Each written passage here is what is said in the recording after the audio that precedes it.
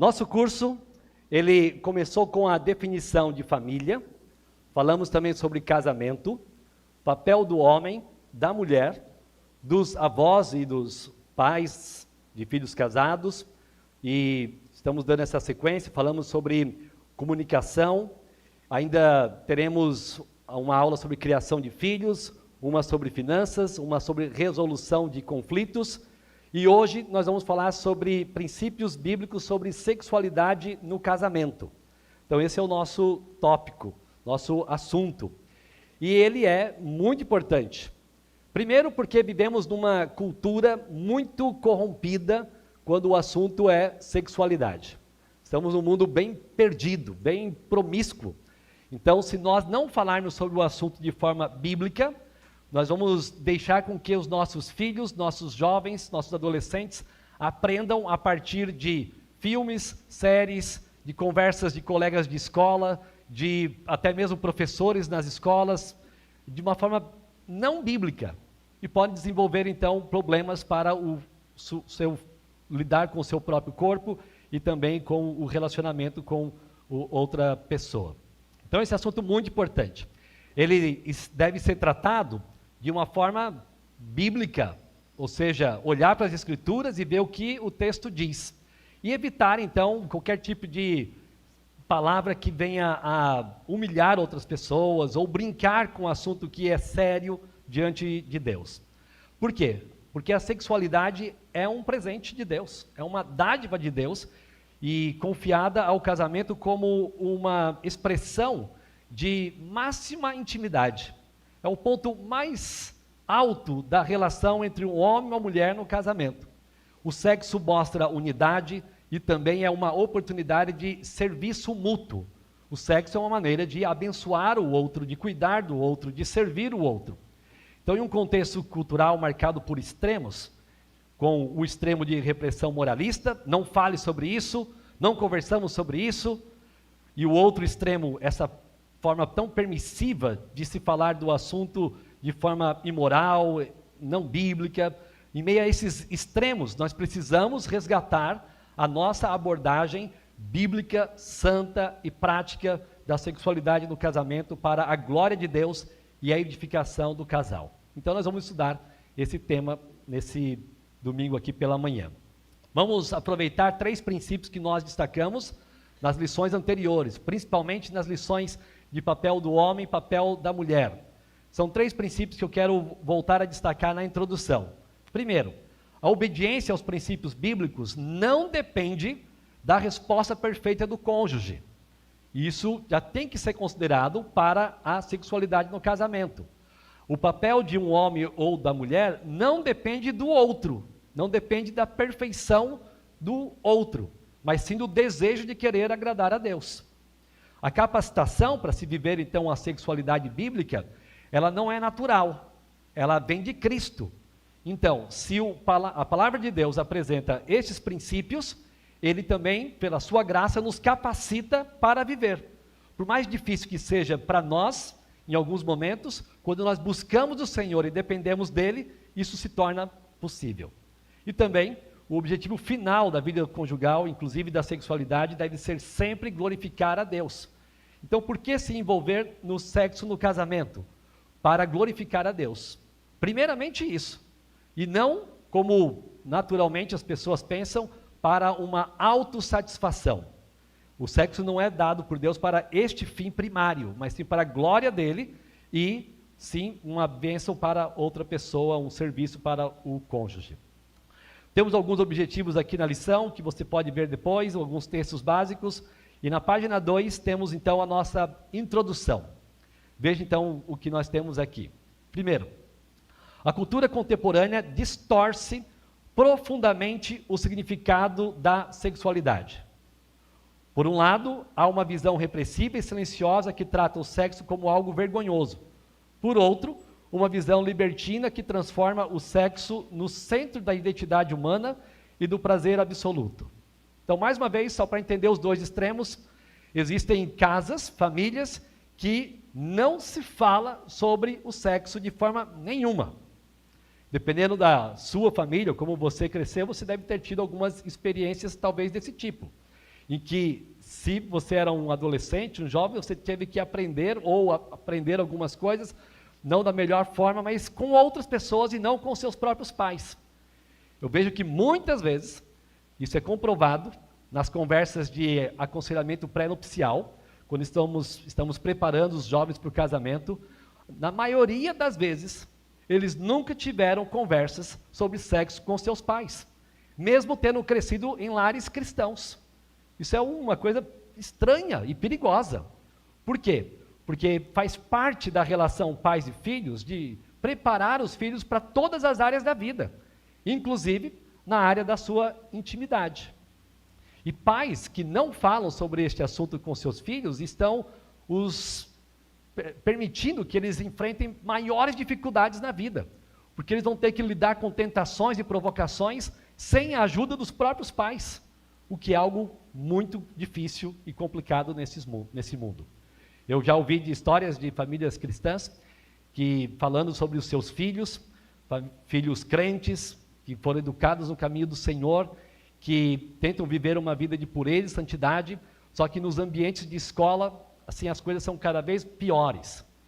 Então, nesse caso específico que eu estou lembrando e citando, eu me lembro da fala daquela família dizendo que o rapaz, na época, talvez uns 14 ou 15 anos, ele passava por situações em que as meninas agarravam, sentavam no seu colo e provocavam. E aí vinham os rapazes dizendo, você não é homem, não sei o quê. Então, essa é a pressão que alguns jovens crentes enfrentam nos ambientes de escola. Isso me fez lembrar de uma história do meu filho. Foi assim. Sempre que ele voltava da escola, eu perguntava para ele o seguinte, você viu bullying? Você sofreu bullying? Você cometeu bullying? Né? Ou seja, as 3 perguntas básicas para gerar nossas conversas, na maioria das vezes, na volta da escola para casa. Só que aí, teve um dia que ele falou assim, pai, hoje aconteceu algo diferente. O que foi? Eu estava na minha carteira, aí a menina da frente, ela virou, colocou os 2 braços assim e ficou me olhando. E não parava de me olhar. Daí eu falei, vamos falar agora sobre assédio. Aí falamos um pouco sobre assédio. A partir disso, eu comecei a fazer as perguntas. Você viu algum assédio na escola? Você sofreu assédio? E principalmente, você cometeu assédio? E assim a gente conversava também em alguns momentos. Sabe, é simples nós provocarmos conversas com os nossos filhos e darmos a eles a segurança de que queremos ajudá-los para enfrentar as lutas da sua vida. Então, um extremo é esse extremo da repressão. O outro extremo é a forma permissiva de lidar com o assunto de sexo. Pode fazer o que quiser, e escolha os seus caminhos e assim por diante. A palavra de Deus rejeita ambos os extremos. O sexo não é pecado, nem é um fim em si mesmo. Ele foi criado por Deus, regulamentado por Deus e deve ser vivido nos seus termos. Casais cristãos precisam reaprender a pensar biblicamente sobre sexualidade, reconhecendo que o sexo no casamento ele é santo, relacional, sacrificial e regulado pelas Escrituras. Por que é um assunto que é importante para os casados e para solteiros? Bem, obviamente porque é um tema bíblico, mas também casais precisam sempre se avaliarem quanto à forma que estão vivendo na parte da intimidade, a partir das Escrituras, e jovens precisam desenvolver a convicção bíblica do que é o sexo e o propósito dele para o casamento, para evitar que caiam nas tentações deste mundo e que vivam uma vida sexual fora dos padrões bíblicos. Por exemplo, sexo antes do casamento. Por exemplo, até, para ser mais direto e específico, os beijos de cinema, né? Aquele que a gente pode chamar de beijo na boca, ou beijo, enfim, né? Há muitos crentes que acham que isso é absolutamente normal. Só que isso é uma provocação sexual, é uma defraudação.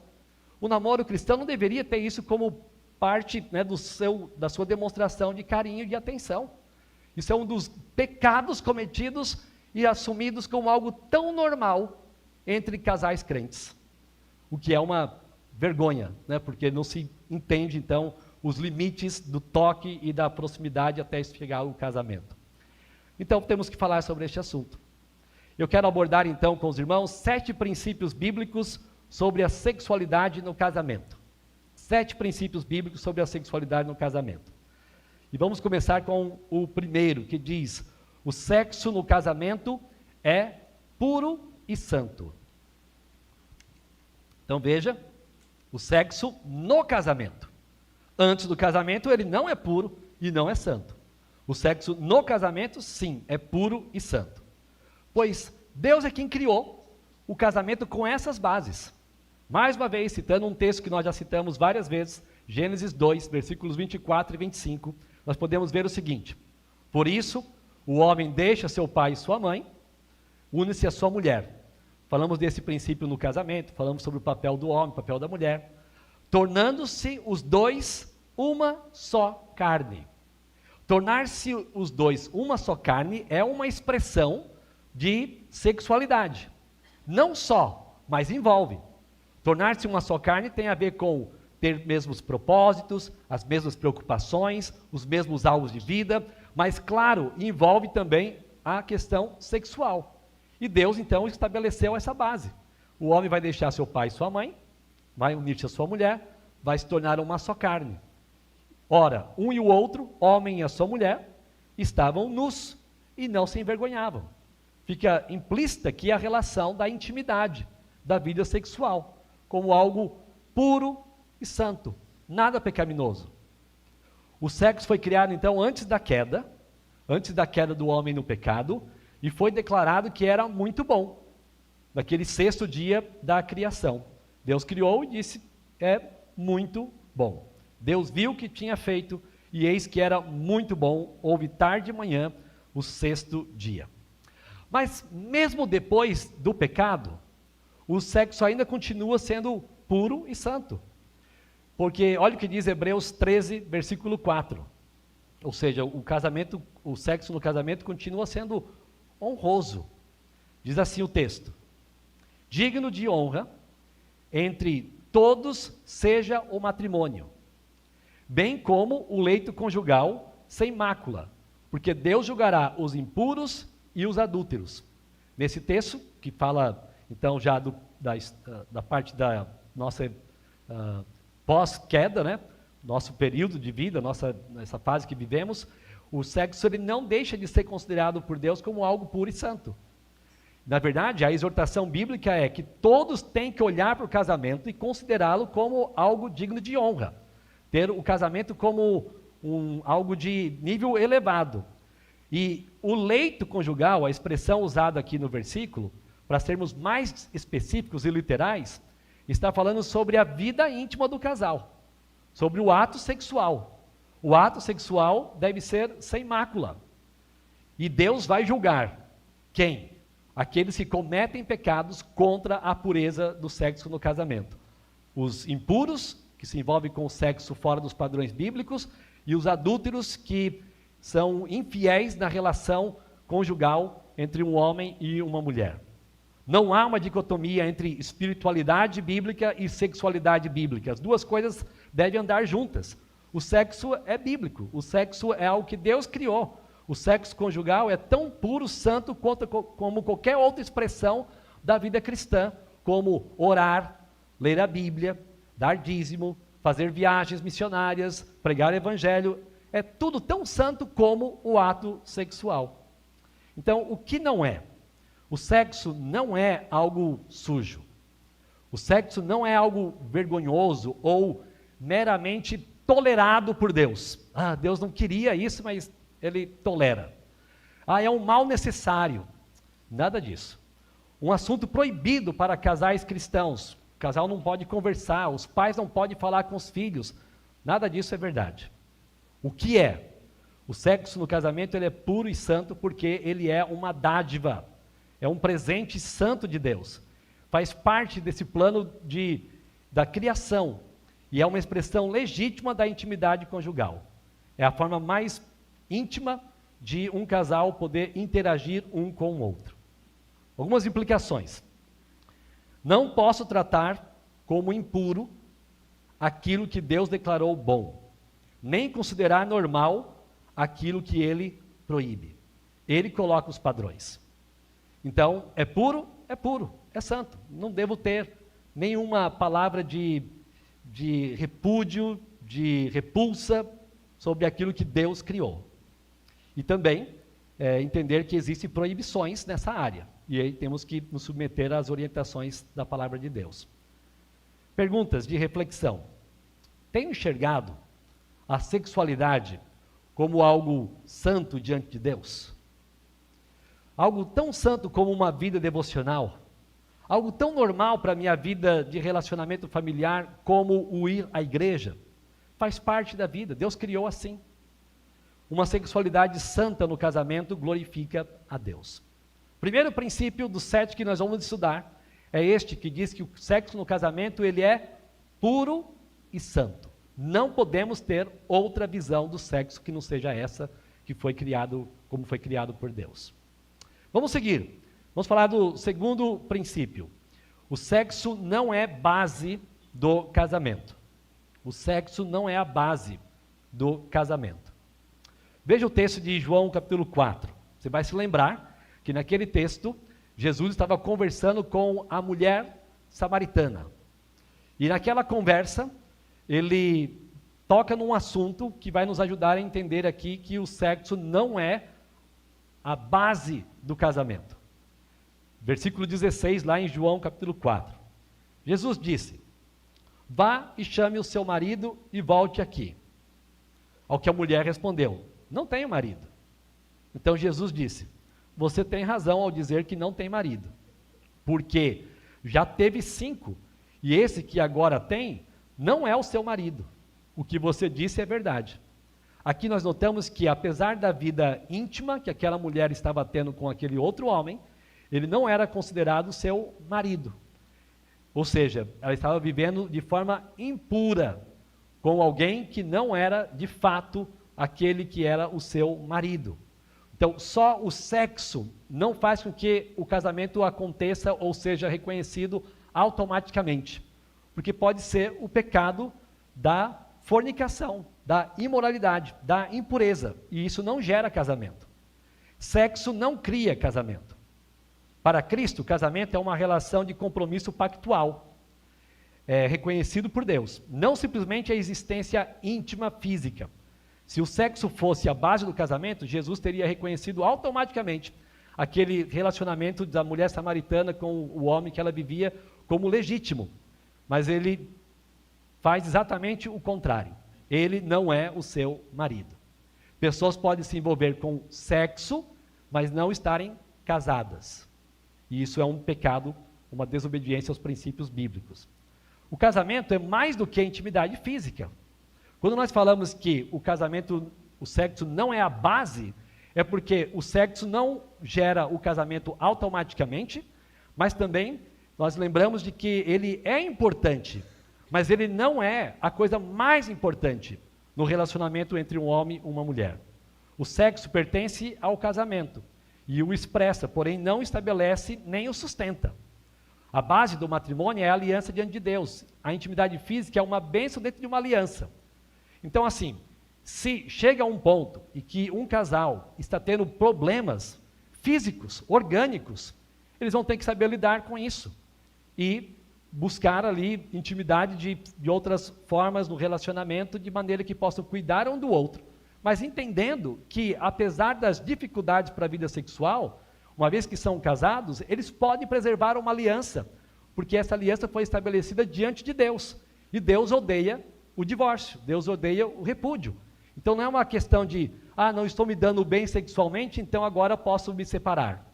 Não, isso não é justificado, porque o sexo não é a base fundamental para o casamento, e sim o compromisso assumido diante de Deus. Relações sexuais fora do casamento também não produzem aliança. O texto de 1 Coríntios 6,16 usa a expressão de Gênesis, tornando-se os dois uma só carne. Aquele que comete um pecado de sexo fora do casamento, envolvido, por exemplo, com uma prostituta, ele está se tornando uma só carne com ela, por conta do ato sexual, mas aquilo não gera o casamento. Ele está pecando em imoralidade, mas não está se envolvendo com um casamento. Um casamento, então, saudável, envolve propósito, companheirismo, compromisso.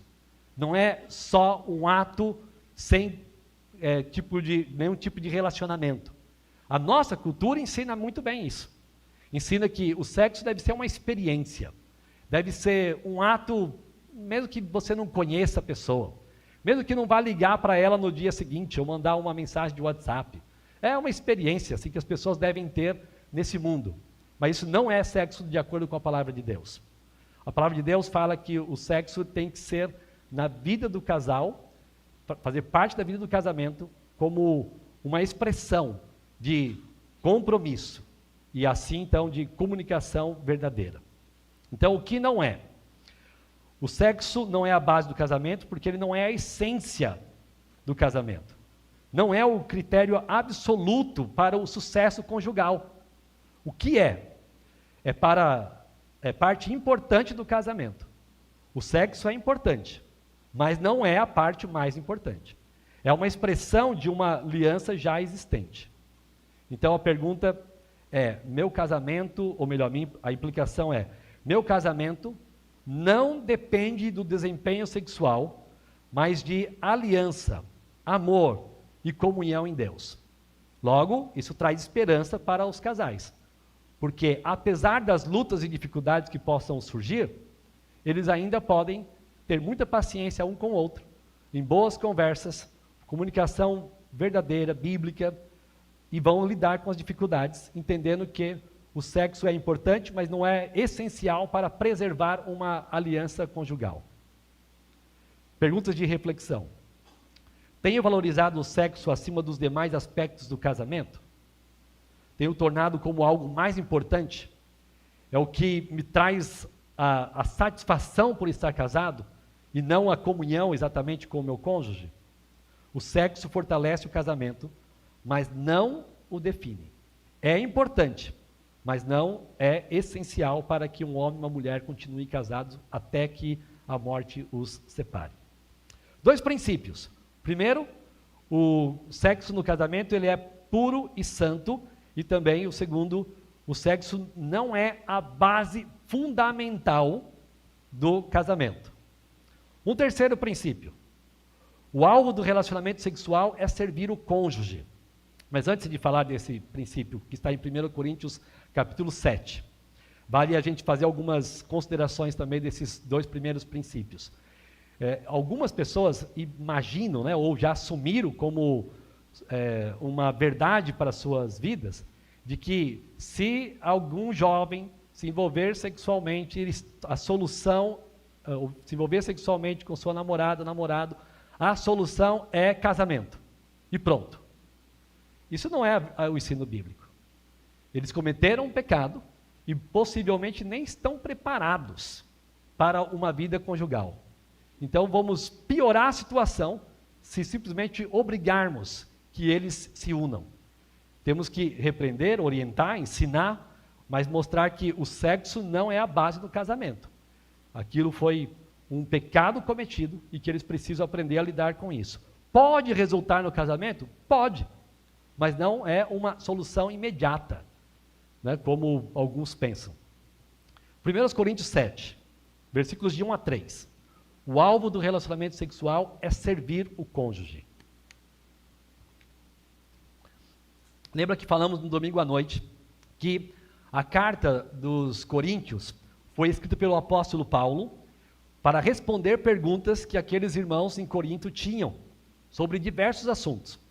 Um dos assuntos que eles tinham dúvidas era sobre a questão da intimidade, sobre a sexualidade. Veja como é que inicia o versículo 1. Quanto ao que vocês me escreveram, olha, isso é bem interessante, porque a gente vê uma igreja tendo dúvidas a respeito da sexualidade e tirando a sua dúvida com o seu pastor, com o apóstolo. Eles queriam entender, biblicamente, de acordo com a vontade de Deus, como é que eles tinham que lidar com as questões sexuais. Então escreveram para o apóstolo Paulo, e agora Paulo está respondendo. Isso nos ensina que a conversa sobre as dúvidas da vida devem ser tratadas sempre biblicamente. E não é não é uma vergonha, né, buscar orientação sobre questões tão pessoais ou íntimas da vida. Aí Paulo então responde, no versículo 1, de forma muito direta: é bom que o homem não toque em mulher. É bom que o homem não toque em mulher. Digo que, por causa da imoralidade, cada homem tenha a sua esposa, e cada mulher tenha o seu próprio marido. Que o marido conceda à esposa o que lhe é devido, e também, de igual modo, a esposa ao seu marido. Essa expressão do final do versículo 1 é bem interessante, né? Ao dizer que é bom não tocar em mulher, Paulo se refere, obviamente, né, à intimidade do caráter sexual. Não está falando né, colocar a mão, tocar uma pessoa. Mas ele usa essa expressão para chamar a atenção. Porque tome cuidado. Porque um toque mais ousado começa com um toque mais sutil. Ele se desenvolve. Então, é importante que as pessoas saibam lidar com o sexo oposto, com respeito. Né? Paulo também orienta a Timóteo que ele deveria tratar as irmãs como, sua expressão, como, enfim, uma jovem de respeito, né? com todo respeito.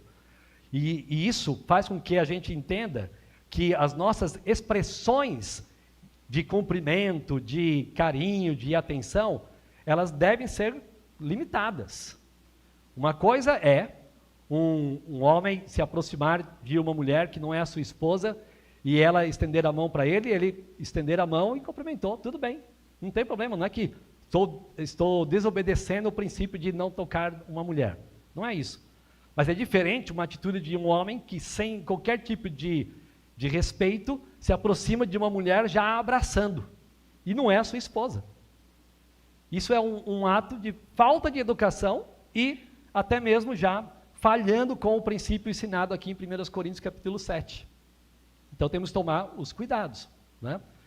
Eu me lembro que, alguns anos atrás, estava tratando um caso em que tinha um jovem que era tão grudento, mas tão grudento, e aquilo incomodou a minha filha. E minha filha veio falar comigo e nós fomos entender o que estava acontecendo e começamos a observar. Alguns achavam que o rapaz ele era carinhoso, mas na verdade ele não era carinhoso. Ele era carinhoso com as meninas que ele queria, porque ele não era carinhoso com a senhorinha tal, com a irmãzinha de 70 anos, de 80. Ele era carinhoso com as meninas que ele, né, tinha um certo interesse. Então, isso não é ser carinhoso. Então, tem que aprender a ter postura. Então, eu estava ensinando, inclusive, a minha filha a não aceitar isso como normal. De aceitar o abraço, colocar a mão no ombro e agarrar. Isso não se faz. Isso é uma observação importante para jovens, para casados. Não é sua esposa, não é seu marido, cuidado com os toques. Cuidado com a aproximação. Por isso, homens e mulheres devem agir com modéstia e respeito, evitando atitudes que estimulem desejos fora dessa aliança, a chamada defraudação. O princípio é preservar a pureza e honrar o outro também pelos limites que se mantém. Certa vez eu ouvi de um homem falando sobre etiqueta, sobre comportamento social, nem estava falando de Bíblia, não tinha nada de teologia ali, mas eu gostei da observação dele. Ele falou assim: todo homem deveria, ao se aproximar de uma mulher, esperar qual é o tipo de cumprimento que ela vai oferecer. Se ela estender a mão, cumprimente com a mão. Se ela te abraçar, você abraça, mas com respeito e rapidamente. Mas você não foi o que tomou a iniciativa. Eu acho que é uma observação importante para os homens. Homens não têm que sair abraçando mulheres que não sejam sua esposa, sua filha e sua sogra.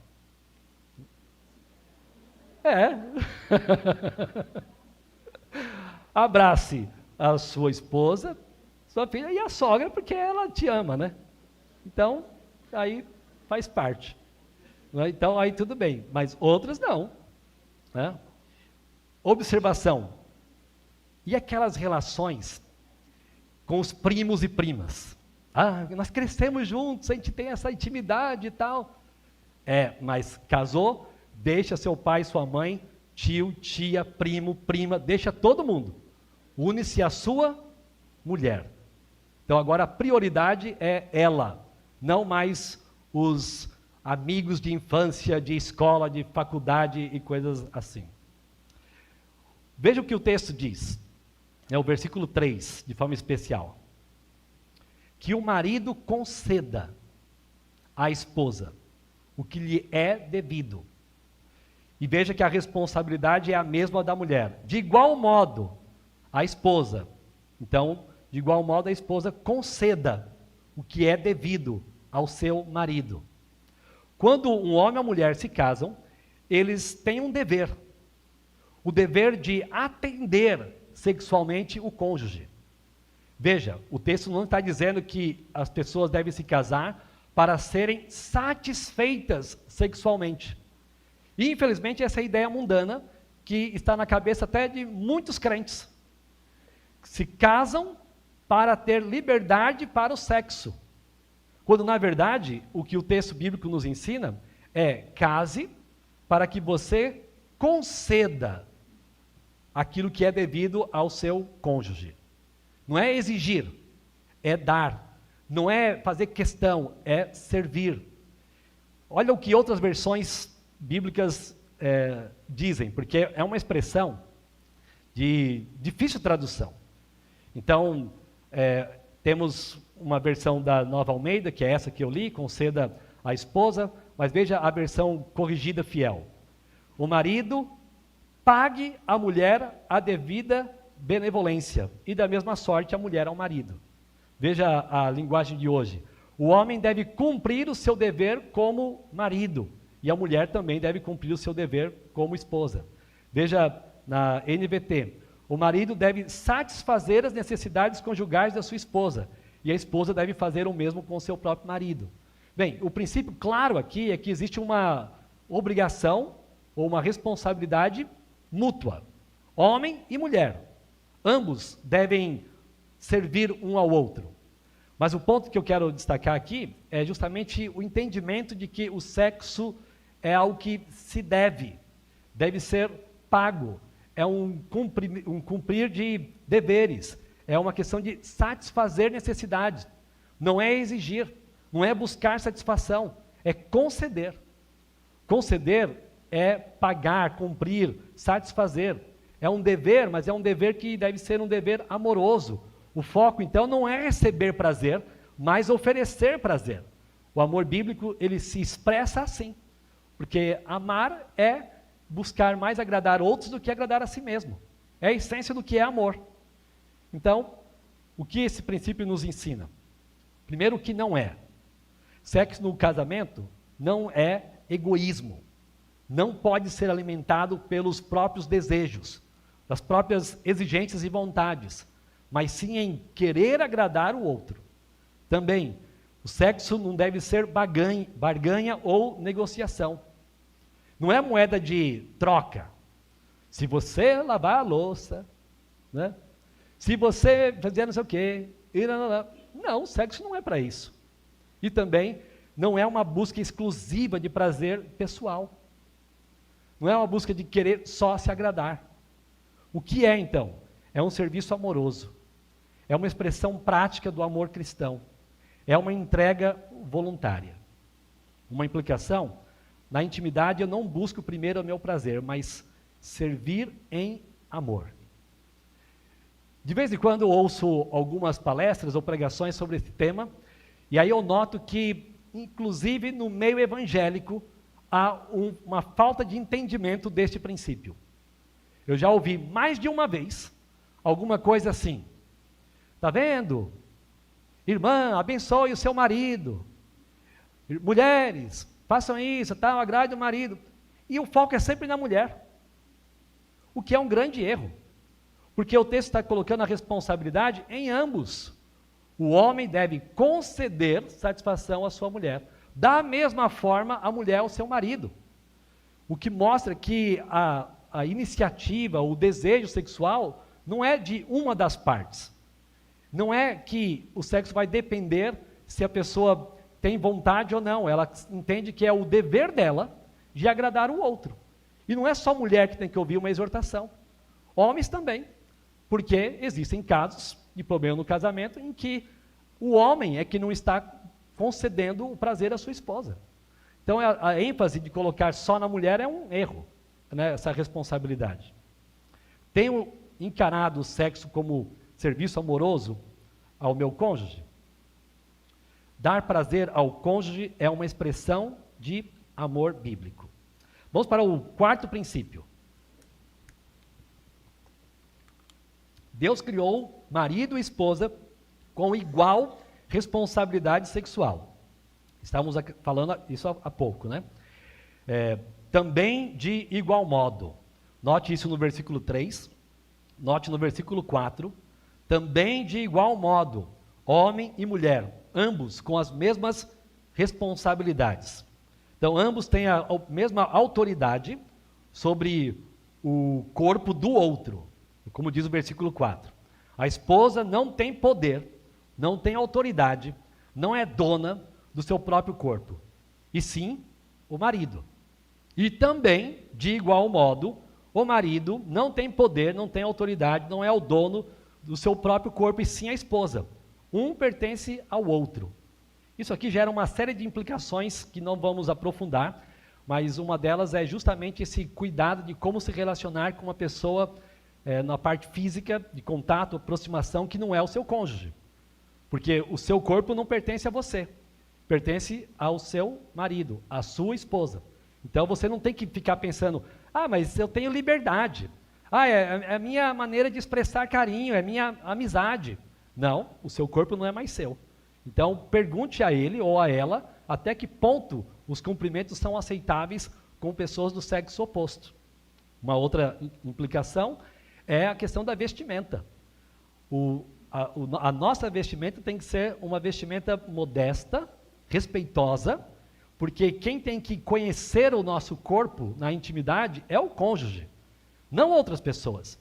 Outras pessoas não têm que ser provocadas por decotes, por transparências, por roupas justas demais, aquelas roupas a vácuo, né? E que modela, que tal. Não, o corpo não é seu. E isso vale para homens e mulheres, tá? Porque vivemos numa onda agora de uma vestimenta masculina. Olha, é difícil conseguir comprar roupa. Eu falo isso. Você vai numa loja, uma calça... Não quero. Fico procurando, demoro de achar.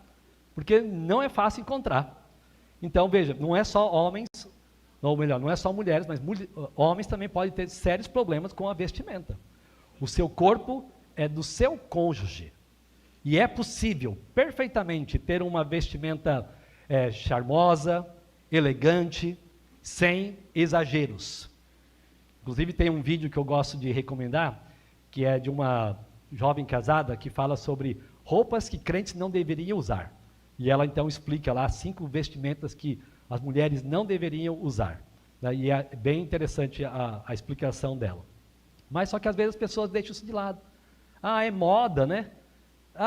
Tal. E perde até a noção do tipo de corpo que tem. Porque tem roupa que veste bem uma outra pessoa, mas não você. Ou, né, óbvio, não cabe. Mas, enfim. Isso tem a ver com cuidado com o corpo. Cuidado com o corpo que não é seu. É do seu cônjuge. Então, zele por ele. E isso é uma responsabilidade mútua. Tanto o marido quanto a esposa devem ser ativos, devem tomar iniciativa na intimidade sexual. Isso aqui resolve uma questão muito comum. É que estamos um tempo sem vida íntima porque eu fico esperando e ela nunca toma iniciativa. Então por que você não tomou iniciativa? Eu fiquei esperando que ele tomasse iniciativa, mas não toma, então por que você não tomou? Porque a responsabilidade é mútua, não é de um. Então, veja o jogo do orgulho pecaminoso, né? Sempre se ele quiser ou se ela quiser, tal, vou esperar, vou fazer um teste, vou ver quanto tempo consegue viver assim sem me procurar. Erro, pecado, porque a responsabilidade é individual e ambos têm a responsabilidade de buscar, de tomar iniciativa. Então, antes de reclamar a ausência de vida íntima no relacionamento, pense, eu procurei e fui rejeitado? Eu procurei e fui rejeitada? Aí é uma outra história. Mas se eu não procurei, então por que eu vou reclamar? E também existem, obviamente, diferenças de desejos. Sim, mas isso não anula o mandamento bíblico de agir em favor do outro. Não dependemos de desejos para cumprir responsabilidades. É uma ilustração muito simples aqui, mas numa comparação, né? Eu não tenho que ter vontade, ter desejo de cumprir minhas responsabilidades da vida. Eu preciso cumpri-las. Eu já falei isso, né? Mas quando a minha esposa fala, você quer lavar a louça? Eu falo, não, mas eu vou lavar. Eu não acordei nem um dia com o desejo de querer lavar a louça na minha vida. Eu não tenho 50 anos ainda e tive toda essa experiência, né? De não ter vontade de lavar a louça. Não acordei um dia, falando, essa louça hoje é minha. Agora, eu vou fazer. Por quê? Porque eu sei que é uma maneira de expressar amor, cuidado, assumir responsabilidades. Então, o mesmo princípio vai para a vida íntima. O desejo não é o elemento principal para buscar o cônjuge. É o entendimento de que isso glorifica a Deus, que vai me motivar a conceder satisfação para o meu cônjuge. Esse é o princípio. Então, o que não é, né, esse princípio? Um controle unilateral. Só eu que decido a hora que vamos ter intimidade. Passividade ou omissão, negligência, uso do corpo para fins egoístas. O que é? Esse princípio nos ajuda a entender que o sexo no casamento tem que ser visto como um ato de mutualidade, de reciprocidade, de responsabilidade compartilhada. Uma implicação. Nem egoísmo, nem passividade. Ambos devem participar ativamente do cuidado íntimo um do outro. Pergunta para refletir. Tenho assumido minha responsabilidade sexual diante de Deus. Veja, diante de Deus, é a primeira pessoa com quem eu tenho que me preocupar. Estou cumprindo a minha parte? A mutualidade sexual reflete o amor e a ordem de Deus. Quinto princípio. O prazer sexual é encorajado pela Bíblia. Então o sexo é puro e santo, o sexo não é a base do casamento, ambos têm responsabilidade e ele é encorajado. Não é algo meramente permitido ou tolerado por Deus. Na verdade, o Senhor encoraja que um homem e uma mulher se envolvam na vida íntima.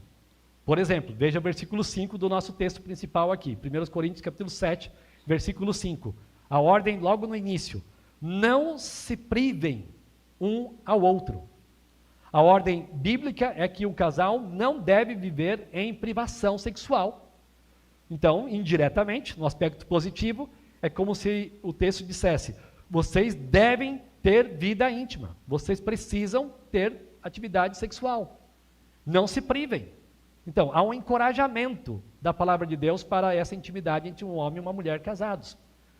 E aí é bem interessante ver o texto de Salomão, Provérbios capítulo 5.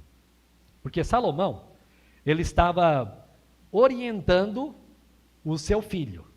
Os primeiros capítulos do livro de Provérbios são orientações para jovens. E aqui no capítulo 5, ele já tinha falado sobre a impureza, sobre a moralidade, e aí começa a falar sobre o casamento. E fala sobre sexo no casamento.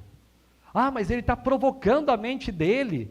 Não, ele está instruindo de que se ele tiver a visão correta do sexo hoje, como jovem, ele vai se afastar das impurezas e se guardar para aquela que será sua esposa.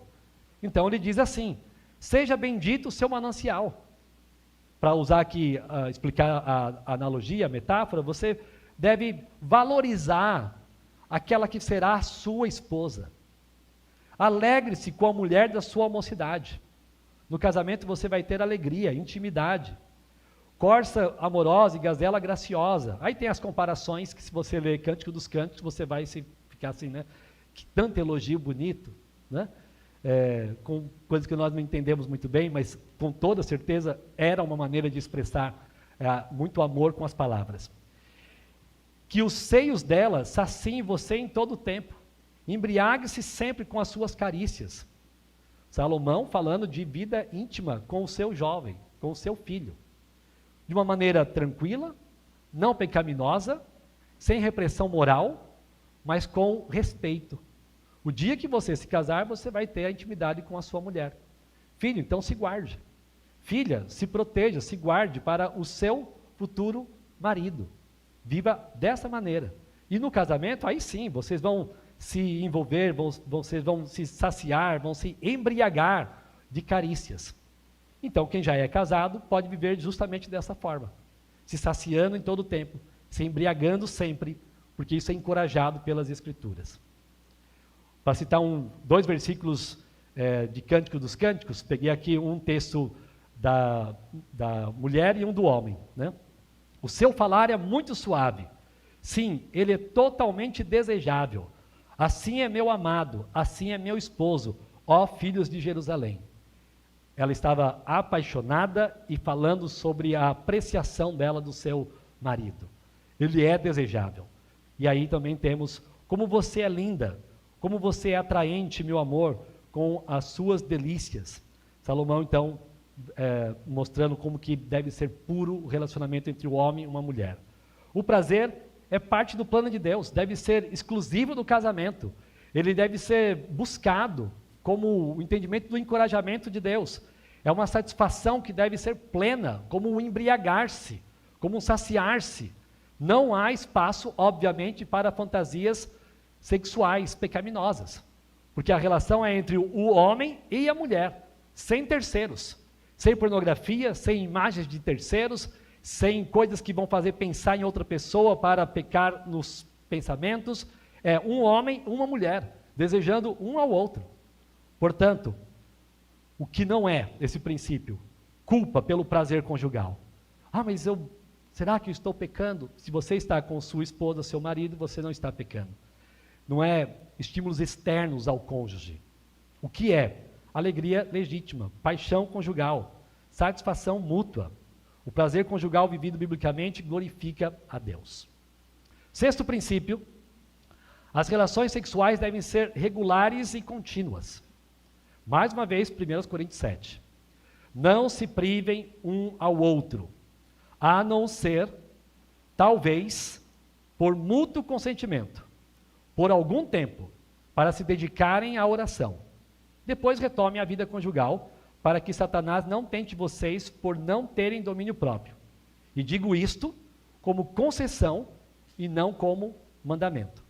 Então note que o princípio relação sexual deve ser contínua, deve ser regular, faz parte do relacionamento. O normal é ter a vida íntima, o não normal é não ter. Então por isso o texto diz, não se privem. E também diz que esse consentimento mútuo é uma exceção. Digo isso como uma concessão, não como um mandamento. Então pode acontecer afastamento um do outro, mas com decisão em conjunto, não unilateral. A abstinência, então, é uma exceção, não é a regra. E deve haver um acordo mútuo. Os dois devem concordar, a decisão não é de uma das partes. E com o tempo e motivos bem definidos. Por algum tempo. O texto não nos dá muita margem para entender o que seria isso em detalhes. Mas podemos entender o seguinte: um tempo espiritual intensificado. Se o casal deseja separar um período especial de busca ao Senhor, então oração mais prolongada, consagração, decisões importantes, pode abrir mão temporariamente da intimidade para eliminar distrações legítimas e assim investir mais tempo na oração. Mas houve um acordo e os dois concordaram, aí tudo bem, faz sentido. Ou jejum ou crise espiritual específica, em situação como jejum, lutas sérias, decisões familiares ou grande aflição, a abstinência pode ocorrer por mútuo consentimento como expressão de dependência de Deus. Mas isso é um momento ou outro, não é a regra. A negligência abre espaço para tentações. Por isso o texto diz, para que Satanás não tente vocês por não terem domínio próprio. Em outras palavras, quem é satisfeito na vida íntima não expõe, ou melhor, não se expõe à busca por satisfação fora do casamento. No geral, né, tem exceções. Mas normalmente, quem é bem cuidado intimamente em casa não será exposto às tentações de Satanás. Então veja o aspecto espiritual e a seriedade dessa intimidade. Negligenciar intencionalmente a vida íntima do casamento é desobedecer a Deus e ferir o cônjuge. Por fim, o sétimo princípio, limites bíblicos para a sexualidade. Não é porque o sexo é prazeroso ou que o corpo se agrade dele, que deseje, que tudo pode. Não. Né? Como nós vimos também na mensagem do domingo passado, todas as coisas me são lícitas, mas nem todas me convêm. Não me deixarei ser dominado por nenhuma delas. O que Paulo estava dizendo é, temos liberdade, mas a nossa liberdade, ela é submissa à vontade de Deus. Então, Deus nos criou como seres sexuais? Sim. Com desejos? Sim. Só que não é porque eu tenho os desejos que agora eu vou buscar agradar esse meu desejo, satisfazer meus desejos do meu jeito. Eu vou me submeter à orientação do Senhor. Então, devemos lembrar da importância de nos sujeitarmos uns aos outros, no temor de Cristo. Devemos lembrar de não fazer nada por nossos próprios interesses. Devemos considerar o outro superior a nós mesmos. Devemos lembrar do que é amor. O amor é paciente, ele é bondoso. O amor, ele não se ressente do mal, ele não se irrita.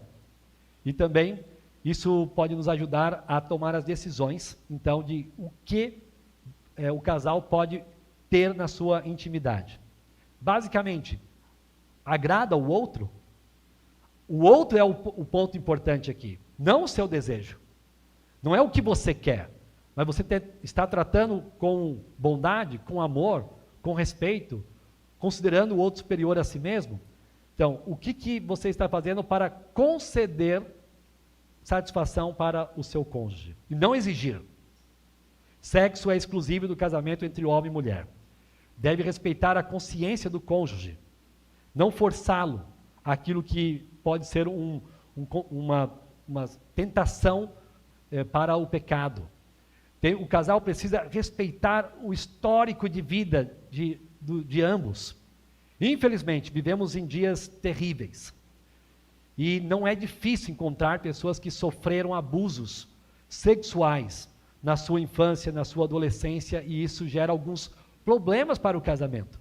Mas na relação de amor e de cuidado, ambos vão se ajudar.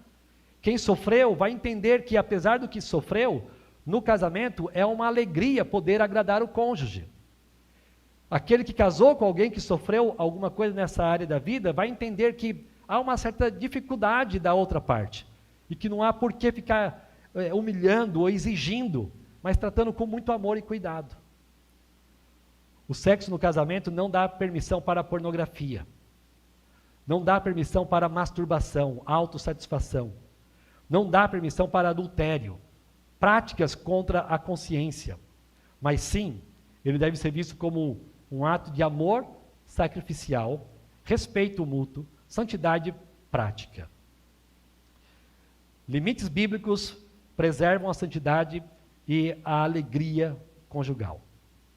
Considerações finais? Eu não vou poder expandir, mas eu sempre considero 2 tópicos aqui bem importantes. O casal precisa ter convicções a respeito dos controles de natalidade. Normalmente, nos meus encontros com jovens no pré-nupcial, nós falamos sobre controle de natalidade. Porque, infelizmente, algumas pessoas não pensam nisso e não consideram algumas abordagens perigosas que caem para o campo de decisões abortivas e precisam saber como lidar com essas situações. E se houver já uma evidência de infertilidade pré-casamento, quando alguns casais já descobrem isso, então conversaram com o outro para saber como é que vão lidar com essa situação. Se descobrirem depois, porque não fizeram os exames antes, não tem problema, que já estejam preparados para lidar com isso, porque isso pode ser uma realidade daquele casal. A Bíblia apresenta filhos como bênção, não como imposição.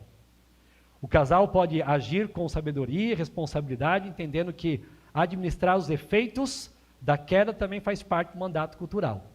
Ou seja, por que não ter filhos? Se a motivação for egoísta, lógico, é um pecado. Não quero ter filhos por quê? Porque eu quero cuidar da minha carreira, eu quero cuidar da minha profissão, porque dá muito trabalho. Porque eu vou perder noites de sono. E vai mesmo, né? E se tiver filho, vai perder noite de sono, né? É assim mesmo. Mas não quero. Então tudo isso são decisões egoístas. Não é uma decisão com sabedoria, porque filhos são bênção. Esse é o plano do Senhor. Limitações físicas. A dignidade, o amor e o cuidado permanecem mesmo quando há limitações. O sexo não é uma necessidade vital, mas a intimidade amorosa sempre pode ser cultivada. Infelizmente, tem pessoas que chamam o sexo de necessidade. E não é. É porque todo homem necessita, toda mulher necessita. Necessidade é oxigênio, água, comida. Ou seja, isso é essencial para nós vivermos. Sem isso você não tem como viver. Sem o sexo é possível viver. É por isso que jovens podem viver em pureza e santidade, viúvos podem viver em pureza e santidade, divorciados podem viver em pureza e santidade, porque o sexo não é essencial à vida. É possível ter autocontrole, domínio próprio. E concluindo, a sexualidade no casamento não é um assunto periférico, mas parte integrante do plano de Deus para a união conjugal. Vivida segundo as Escrituras, ele promove intimidade, santidade, proteção espiritual e glorificação de Deus. 1 Coríntios 10, 31.